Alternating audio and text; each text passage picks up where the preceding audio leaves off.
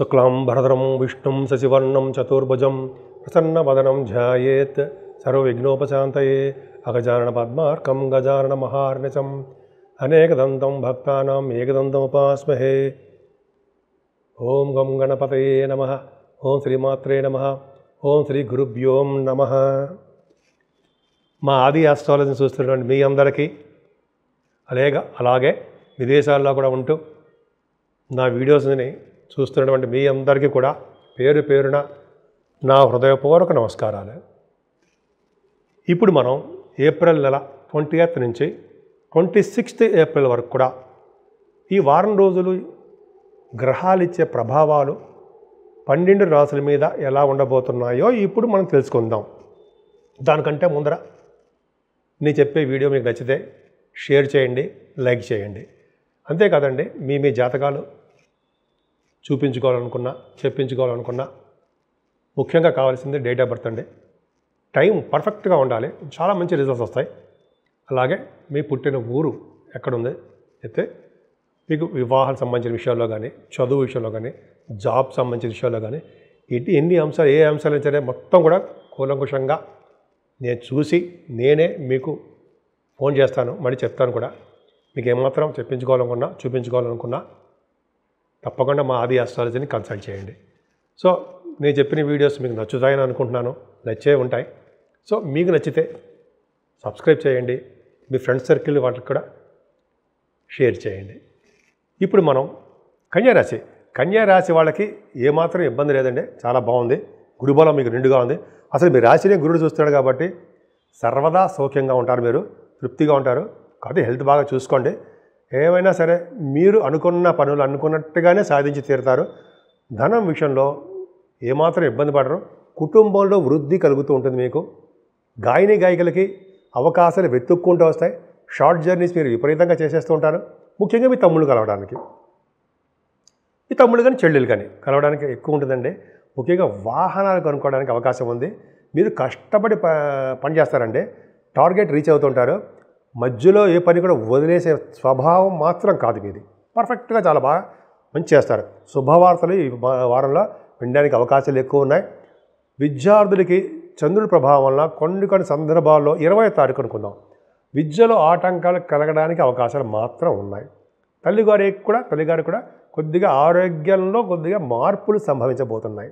ఏదేమైనా పుత్రిగా జననము కలగడానికి అవకాశం ఎక్కువ. 5th హౌస్కి గురుదృష్టి ఉండడం వలన చాలా అద్భుతం అండి. మీ పుత్రుల వలన, పుత్రికల వలన మీకు యోగమే. అంతేకాకుండా 5th హౌస్ లార్డ్ కూడా బాగున్నాడు. ఏదేమైనా 5th హౌస్కి గురుదృష్టి ఉండడం వలన షేర్ మార్కెట్లో కూడా మీరు బాగా రాణిస్తారు. మిల్క్ బిజినెస్లో కూడా బాగా మీకు సక్సెస్ అయి తీరుతారు. శని రాహువులు కొన్ని కాంబినేషన్ కలిసి ఉంటారండి. లిక్కర్ వాళ్ళకి బాగుంటుంది. లిక్కర్ బిజినెస్ అంటారు కదా, చెప్పకూడదు జనాలాగా. శని రాహువులు కాంబినేషన్ వాళ్ళకి కూడా చెప్పాలి మనం. కాబట్టి వీళ్ళకి ఇప్పుడు ఈ కన్యారాశి వాళ్ళకి బాగుండదు, లాస్లో వస్తాయి. సరే, ఎందుకంటే సప్తమంలో ఉన్నారు కాబట్టి. సరే, అది పక్క పెడదామండి. ఏదేమైనా మీ కన్యారాశి వాళ్ళకి 7వ స్థానంలో బుధ శుక్రులు ఉన్నారు. బుధ శుక్రులు సప్తమంలో ఉంటారండి. చాలామంది సినిమా రంగంలో ఉంటారండి. సినిమా రంగంలో కళారంగం అంటే సినిమా అంటే కళారంగంలో అభిరుచి కలిగి ఉండడము, టెలివిజన్ రంగంలో ఉండడము, సంగీత సాహిత్య నృత్య కళాకారులుగా ఉండడము, డబ్బింగ్ ఆర్టిస్టులుగా ఉండడము, ఇవన్నీ పర్ఫెక్ట్గా ఉన్నాయి. భూములు ఎక్కువ ఉండడానికి అవకాశాలు ఉన్నాయండి. చర్చలు అంటే డిబేట్స్లో పాల్గొంటారండి మీరు, కాస్త చూసుకోండి మీరు. అంతేకాకుండా శని 7వ స్థానంలో తప్పు, దోషపూరితమైన శరీరం కలవారుగా ఉంటారు. అంటే దేహానికి అనారోగ్యం కలుగుతూ ఉంటుంది. దేశ సంచారం చేస్తారు. దేశ సంచారం అంటే ఫారిన్ కంట్రీస్ ఎక్కడికి వెళ్తారు మీరు. అలాగే వెళ్ళడం వల్ల వేరే వాడి ఇళ్లలో ఉండి భుజించేవారుగా మీరు ఉంటారు. అంతే కదా, మన ఇల్లు వదిలిపెట్టి వేరే వాళ్ళ, మీ అబ్బాయి ఇల్లు అవ్వచ్చు, మీ అమ్మాయి ఇల్లు అవ్వచ్చు, ఫారిన్లో వాళ్ళ ఇళ్ళలో భోజనం చేస్తారని అర్థం. అంటే శని 7వ స్థానంలో ఉన్నాడంటే ఉన్న ఊరి నుంచి దూరంగా తీసుకెళ్ళడం. కానీ మీ హెల్త్ ప్రాబ్లమ్స్ మాత్రం ఉంటాయి, కొద్దిగా జాగ్రత్తగా ఉండాలి. అంటే మీరు విదేశ పర్యటన చేస్తూ వేరే వాళ్ళ ఇళ్ళలో భోజనం చేస్తూ అనారోగ్య సమస్యలు తెచ్చుకుంటారని అర్థమవుతోంది. కాబట్టి కొంచెం జాగ్రత్తగా ఉండాలి. పైగా శనితో కలిసిన రాహు కూడా ఉన్నాడు కదా, మీ భర్త గారికి కానీ భార్య గారికి కానీ చిన్న ఇబ్బందులు కలగడానికి అవకాశం ఉంది. ఏదైనా 8వ స్థానంలో రవి తప్పు, అనారోగ్య సమస్యల్ని మీకు ఇచ్చి తీరుతాడు. భయపడే అవసరం లేదు. మనం సూర్యభగవాన్ ఉన్నాడు కదండి, సూర్యభగవాన్ నమస్కార ప్రియుడు, అవునా? ఖచ్చితంగా అంతే. సూర్యభగవాన్ నమస్కారం పెట్టడం వల్ల ఆరోగ్యాన్ని, ఐశ్వర్య ప్రదాత కూడా ఆయనే. కాబట్టి ఆయన అష్టమంలో ఉన్నప్పుడు ఇక్కడ యోగిస్తాడు. ఎందుకు? 12th హౌస్ లార్డ్ అయ్యాడు కదండి మీకు. 12 ఇంటి వాడు మంచివాడు కాదు కదా. అయినా మీకు అష్టమంలో ఉండి అనారోగ్య సమస్యల నుంచి బయటపడేట్టు చేస్తూ ఉంటాడు. అసలైన మెయిన్ ఇంపార్టెంట్ గురుబలం.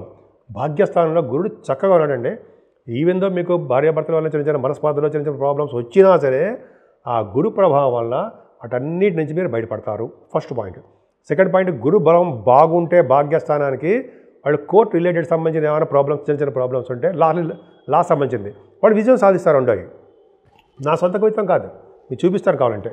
సో అదో విధంగా అది ఉంది.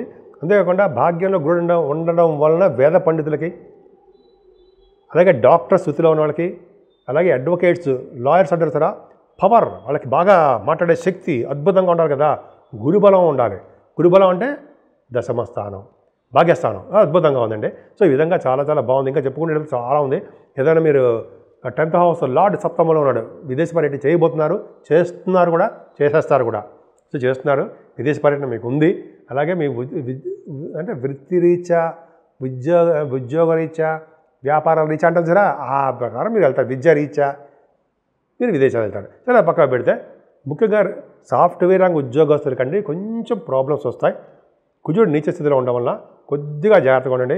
ఆయన మీకు అష్టమాధిపతి కూడా అయ్యాడు కాబట్టి అష్టమాధిపతి నీచ స్థితిలో ఉండడం వల్ల మీకు అనారోగ్య సమస్యలు వస్తున్నాయి. పైగా ఆ రవి కూడా అష్టమాలో ఉండడం వల్ల తప్పదు మెడిసిన్స్ వాడడము, మీరు హాస్పిటల్ కూడా వెళ్ళడానికి అవకాశాలు ఉన్నాయి.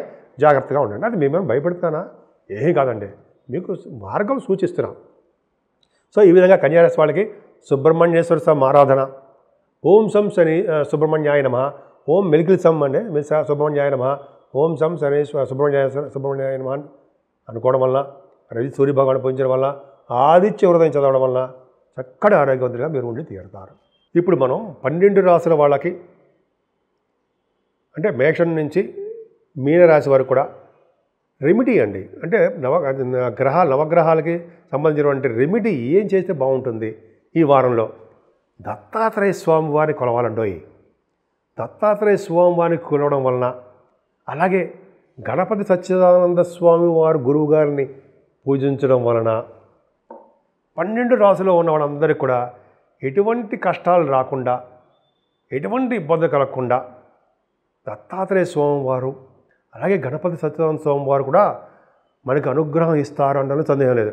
పైగా పెళ్లి కాని వారికి పెళ్ళి అవ్వడం, సంతానం లేని వాళ్ళకి సంతాన యోగ్యత కలగడము, ఉద్యోగ భద్రత లేకుండా అయ్యే బాబాయ్ ఉద్యోగాలు ఎప్పుడు పోతాయరా అనుకున్న వాళ్ళకి ఉద్యోగంలో నిలకడ ఉండడము, అలాగే వివాహాది వేడుకలు దగ్గరకు వచ్చిన సంబంధం కొంతమంది ఆగిపోతుంటాయి, ఆ వివాహ వేడుకలు కూడా కరెక్ట్గా జరగడము, ఎటువంటి ఆటంకాలు కలగకుండా జరగడం కోసం, అలాగే భార్యాభర్తల అనురాగం కోసం, అలాగే కొంతమంది రియల్ ఎస్టేట్ రంగంలో ప్రాబ్లమ్స్ ఫేస్ చేస్తుంటారు, వాళ్ళకి వీళ్ళందరికీ ఎటువంటి ప్రాబ్లమ్స్ లేకుండా అన్ని రాశుల వాళ్ళకి కూడా గ్రహాల వలన వచ్చే దోషాలు చాలా మటుకు పరిహారం అయిపోవడానికండి దత్తాత్రేయ స్వామి వారికి మించిన దేవుడే లేడని చెప్పంటాం కదా.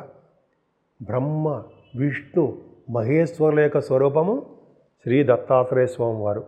నాకు చాలా ఇష్టం దత్తాత్రేయ స్వామి వారు అంటే. అలాగే గణపతి సచ్చిదానంద స్వామి వారి యొక్క శిష్యుని కూడా నేను 1977 నుంచి. సరే అది పక్కన పెడతాను, తర్వాత చెప్పుకుందామండి. ఆ గురువుగారికి పూజించడం వల్ల, గురువుగారికి బ్లెస్సింగ్స్ ఉంటారండి. ఏ ప్రాబ్లమ్స్ లేకుండా ముందు ఆయనే కాపాడేస్తుంటారుగా మనల్ని, ఆయన కాపాడుతూ ఉంటాము. అలాగే దత్తాత్రేయ స్వామివారి యొక్క అనుగ్రహం తీసుకోవడం వలన, అలాగే అమ్మవారి యొక్క కనకదుర్గ అమ్మవారి యొక్క బ్లెస్సింగ్స్ తీసుకోవడం వలన, అమ్మవారికి చండీ హోమాలు చేయించుకోవడం వలన మనకి ఎటువంటి కష్టాలు రాకుండా ఈ దత్తాత్రేయ స్వామివారు, మన గురువుగారు గణపతి సచ్చిదానంద స్వామీజీ వారు, అలాగే అమ్మవారు కనకదుర్గ అమ్మవారు, వీళ్ళందరినీ పూజించడం వలన అసలు మనకి కష్టాలు ఉంటాయంటారా? ఏ మాత్రం ఉండవు. భగవద్గీతలో కృష్ణుడు కూడా చెప్తారు కదండి మనకి. సో ఈ విధంగా కష్టాలు రాకుండా మనల్ని సర్వదా కాపాడే స్వామి దత్తాత్రేయ స్వామి.